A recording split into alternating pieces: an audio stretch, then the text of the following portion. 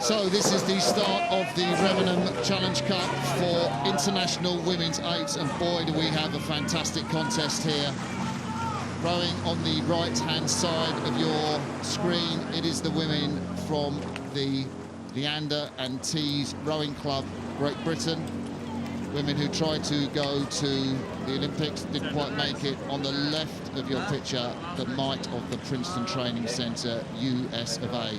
That was the start. We're now going live to Forley, and you can see, Sarah, exactly what the power of this American Women's 8 from the Princeton Training Centre has done mid-course to the British internationals. Yeah, look, this is the crew that everyone's been talking about. This US Women's 8. I mean, how strong is women's rowing in the US now?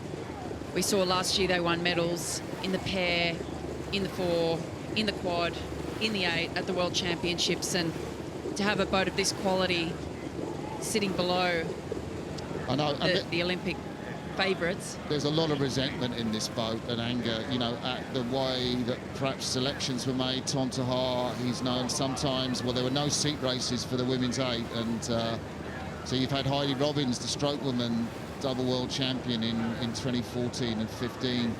She's not in the crew that will go to Rio. There's Heidi Robbins there. Vicky Oppitz had a legitimate claim to be in that 8, in the 7th seat. She will actually go as a spare. Robbins isn't even going to Rio as a spare. And then Livy Coffey in the 6th seat in the American 8. World champion last year, stroke the quad. Only one seat in the quad was seat raced by Tom Tahar. That was a 3 seat. Livy Coffey hasn't got in. So, you know, these are angry women, I think, Sarah, and with a point to prove.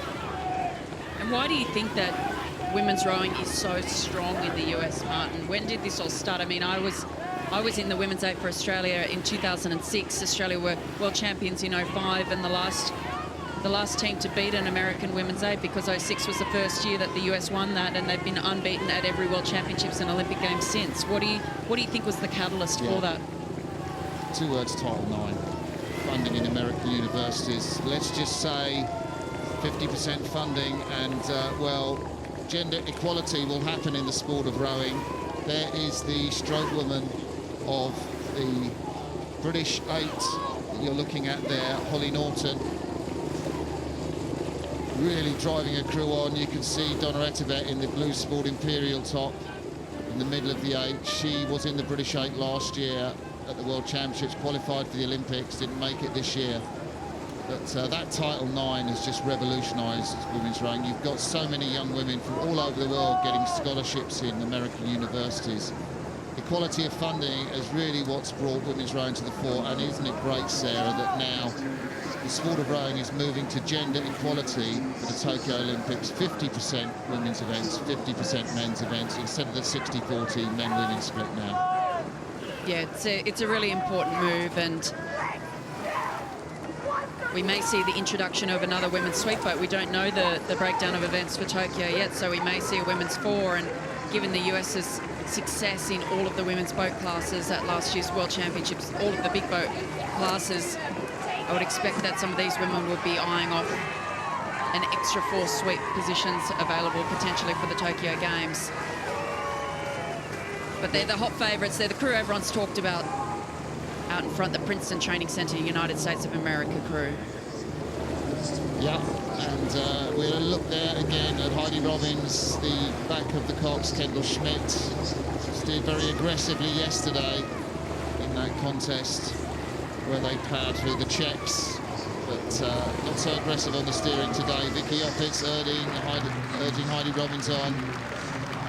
The partner of Liv Coffey, Mike Blomqvist, former US international oarsman and Harvard alumnus. He's here watching his partner, Olivia Coffey, in the crowds and cheering her on. Great performance, Sarah. They're just so dominant, and to think that this is the second US Women's 8 is just absolutely incredible. When you look at the strength of each of the rowers in there, it's really going to be a hard task for anyone to beat the US for a long time to come. But here they cross the line, well clear of the crew from Leander Club and Tees Rowing Club. Yeah, the British coming in no discredit, because really this American 8, well, if it wasn't, I think they would go for gold in Rio, to be quite honest. But if they were racing in Rio, the US had 2 8s, it'd be probably head-to-head gold and silver, and who could say who'd won. So great credit to the British 8. There's the face of Erin Boxberger, always wears sun cream. She gets that from Caroline Lind. You can see that Erin's wearing a lot of sun cream on her face.